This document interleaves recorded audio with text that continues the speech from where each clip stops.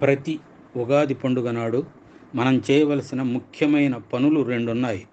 అందులో మొదటిది నింబ కుసుమ భక్షణం, అంటే వేప పువ్వు పచ్చడి తినడం. దాన్నే ఉగాది పచ్చడి అని కూడా అంటారు. రెండోది పంచాంగ శ్రవణం చేయడం. కష్టం, సుఖం, బాధ, ఆనందం అన్నింటి కలగలిపే జీవితం అని జీవిత తత్వాన్ని బోధిస్తూ ఆరోగ్యాన్ని అందించే షడ్రుచుల సమ్మేళనమైన ఉగాది పచ్చడి ఈ రోజున ఆరగించాలి. ఉగాది పచ్చడిలో మొదటి రుచి తీపి. ఇది జీవితంలో సంతోషానికి గుర్తు. తీపి అందరికీ ఇష్టమైనది. ఉగాది పచ్చడిలో తీపికి బెల్లం వాడాలి, పంచదార కాదు. ఇక రెండవ రుచి కారం. ఇది కోపానికి సూచిక. ఉగాది పచ్చడిలో కారం ఉండి ఉండనట్లుగా ఉన్నట్టే మన జీవితంలో కోపం కూడా ఉండి ఉండనట్లుగా ఉండాలి. కారానికి మిరియాలు కానీ, పచ్చిమిరపకాయ కానీ, ఎండి మిరపకాయ కానీ ఉపయోగిస్తారు. మూడవ రుచి చేదు. ఇది జీవితంలో బాధ కలిగించే అంశాలకు గుర్తు. దీనికి గాను నింబ కుసుమములు అంటే వేప పువ్వు వాడతాం. వేప 25 రకాల రుగ్మతల్ని దరిదాపులకు రానియదట. కొందరు వేప పువ్వుతో పాటు కాకరకాయ, మెంతులు కూడా ఉపయోగిస్తారు. నాలుగవ రుచి వగరు. ఇది జీవితంలో అపరిపక్వతకు, కొత్త సవాళ్లకు సంకేతం. దీనికి గాను లేత మామిడి కానీ, వెలక్కాయ కానీ వాడతారు. ఐదవ రుచి ఉప్పు. ఇది విశ్వాసానికి, ఆత్మవిశ్వాసానికి ప్రతీక. ఏ రుచికైనా ఇదే ఆధారం.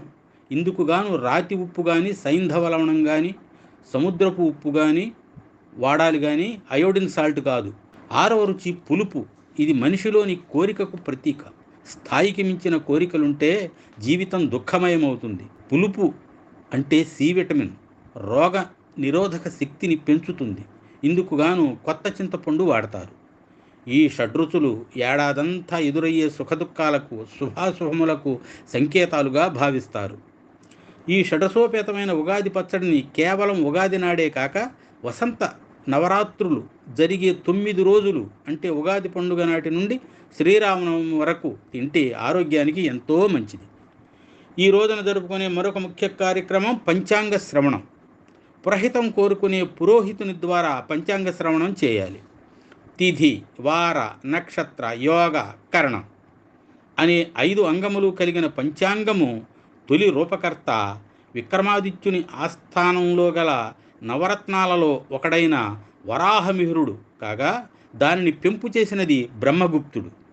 పంచాంగ శ్రవణం చేయడం వల్ల పుణ్యం దక్కడమే కాక సంవత్సరానికి కావలసిన ప్రణాళిక తయారు చేసుకోవచ్చు. గ్రహాల కదలికలు, శుభాశుభ ఫలితాలు తెలుసుకోవచ్చు.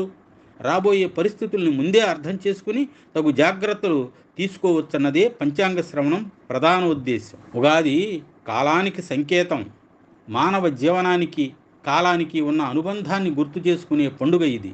మారుతున్న కాలానికి అనుగుణంగా జీవితాన్ని తీర్చిదిద్దుకోవాలని, కాలాన్ని వృధా చేస్తూ కాలక్షేపం చేయకుండా కాలాన్ని సద్వినియోగం చేసుకోవాలని ఉగాది మనకు సందేశాన్ని ఇస్తుంది.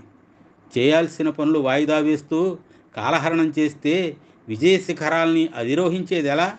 అందుకే రేపన్నది మాపన్నది పనికిరాదులే ఓ మనిషి, ప్రతి నిమిషం విలువైంది కాదా, ప్రయత్నిస్తే గెలుపేదో రాదా, చేద్దామంటే చూద్దామంటే కాలం ఆగదు, అయ్యేదేదో అవుతుందంటే కలతే తీరదు. ఓ మనిషి, ఓ మనిషి, ఓ మనిషి, ఓ మనిషి, రేపన్నది మాపన్నది పనికిరాదులే ఓ మనిషి. ఉగాది పండుగ అందించే ఈ సందేశాన్ని స్వీకరించి, ప్రత్యేకించి ఏ దేవునికి చెందని ఈ పండుగ నాడు మీ ఇష్ట దైవాన్ని స్మరించుకొని, దర్శించుకొని ఈ సంవత్సరమంతా శుభాలు పొందాలని కోరుకుంటూ లోకా సమస్తా సుఖినో భవంతు.